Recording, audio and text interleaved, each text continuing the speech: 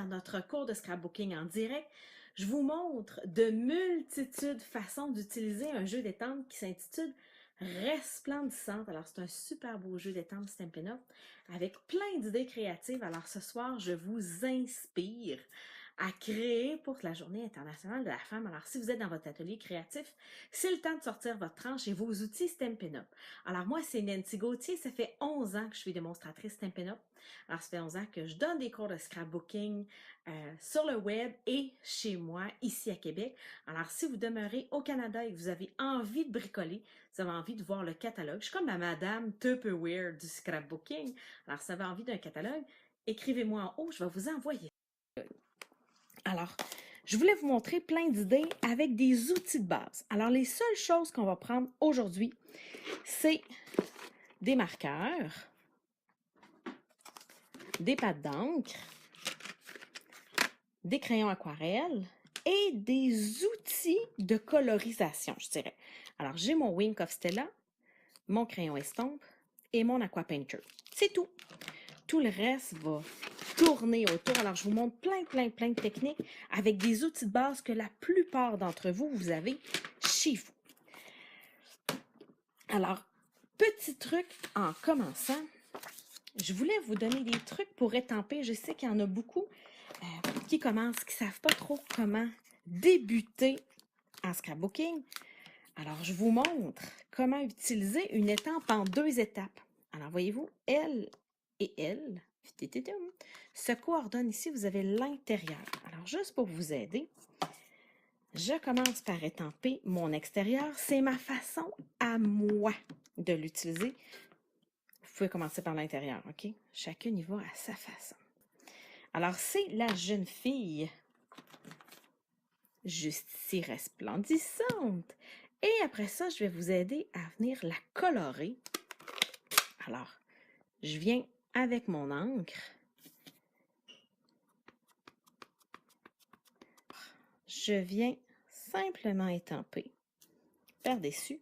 Et vu que l'image, c'est juste un brush, bien, vous pouvez tomber un quart de pouce à droite, un quart de pouce à gauche, un peu en haut, un peu en bas. Et voyez-vous, moi, je dépasse un peu ce bord-là. Je dépasse, mais elle est faite pour dépasser. Vous ne serez jamais exactement tout à l'intérieur. Alors, elle est facile à utiliser. Je vous montre. J'ai fait ici une carte avec... J'ai étampé, je me suis fait un papier à motif finalement. J'ai étampé en noir un peu partout, ma fille. Et après ça, je suis venue l'étamper de la même couleur que mon couleur de carton, qui s'appelle... Là, je suis pas très bonne dans les couleurs. C'est Galande Glycine que j'ai utilisé avec le ruban Célébration. Célébration, c'est une promotion Stampin' Up. Alors, quand on achète 60 $ en catalogue, on peut choisir une prime gratuite. Et il y avait ce superbe ruban or. Il y a la version argent aussi. Alors, j'ai fait mon papier à motif et là, je me suis amusée. Je me suis dit, pourquoi pas aller chercher une palette entière de couleurs. Alors, ici, j'ai exactement la même carte, mais avec la palette entière des couleurs brillantes. Alors, Stampin' Up, je vous le montre sur la boîte de marqueurs, ils classent leurs couleurs selon l'intensité de la couleur. Alors ici, vous avez les subtils, les royaux, les brillants et les neutres. Alors, je suis venue étamper une fille de chacune des couleurs brillantes et ça m'a donné ceci. Ah, merci les filles, je vois plein de beaux petits cœurs, c'est le fun! Alors, voyez-vous, la même carte, j'ai juste changé ma combinaison de couleurs. Alors, au lieu d'être en monochromatique, quand on utilise juste une couleur, ici, je suis en plus que tri-quadri, j'ai 10 couleurs. OK? C'est vraiment les 10 couleurs. Et on voit que les 10 couleurs s'agencent super bien ensemble. Il y a du monde payé 40 heures semaine chez Stampin' Up pour penser à des couleurs qui fit ensemble. Et je me suis dit, j'aimerais avoir une version plus fancy. Alors, je me suis dit, je vais m'en faire une toute noire et blanc. Alors, j'ai fait celle-ci.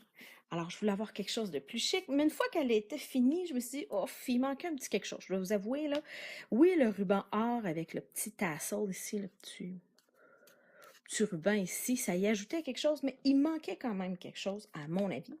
Alors, je suis venue colorer avec un Wink of Stella or. Alors, je suis juste venue colorer, c'est un pinceau, avec à l'intérieur, ici, c'est un réservoir de peinture dorée. Alors, je suis juste venue colorer mes petits chapeaux. tout simplement, c'est pareil comme un crayon, mais en fait, c'est un pinceau. Alors, je suis venue faire le tour, ça ajoute le petit wouhou. Et là, si j'essaie de vous montrer, c'est brillant, regardez, là. Mes petits chapeaux sont luisants. Alors, c'est hyper simple. Toutes ces cartes-là ont été faites avec de l'encre noire, de l'encre de couleur. Et ici, je suis venue ajouter du Wink of Stella. J'ai juste fait mon propre papier à motif. Alors, j'ai étampé à répétition cette petite bonne femme-là. Alors, tu sais, je peux même venir vous montrer. Valérie me demande, est-ce que c'est un produit Stampin' Up? Ben oui, c'est un kit de tempes Stampin' Up. Et le Wink of Stella aussi, c'est vendu dans le catalogue annuel. Alors, dans le gros catalogue de 210 pages, c'est dans le catalogue annuel dans les accessoires.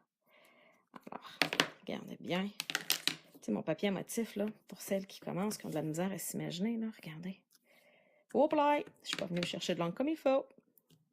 Faites ce que je dis, pas ce que je fais. Assurez-vous que votre bol est assez grand pour votre image. Voyez-vous, je fais juste continuer, puis ça va venir me faire mon papier à motif. Alors, c'était la première technique que je voulais vous montrer, parce que naturellement, je dirais que d'avoir une petite bonne femme comme centre de notre carte sur du papier à motif, c'est facile, je dirais, de s'imaginer ça, mais là, je voulais aller plus loin. Alors, je voulais vous montrer à faire votre papier à motif.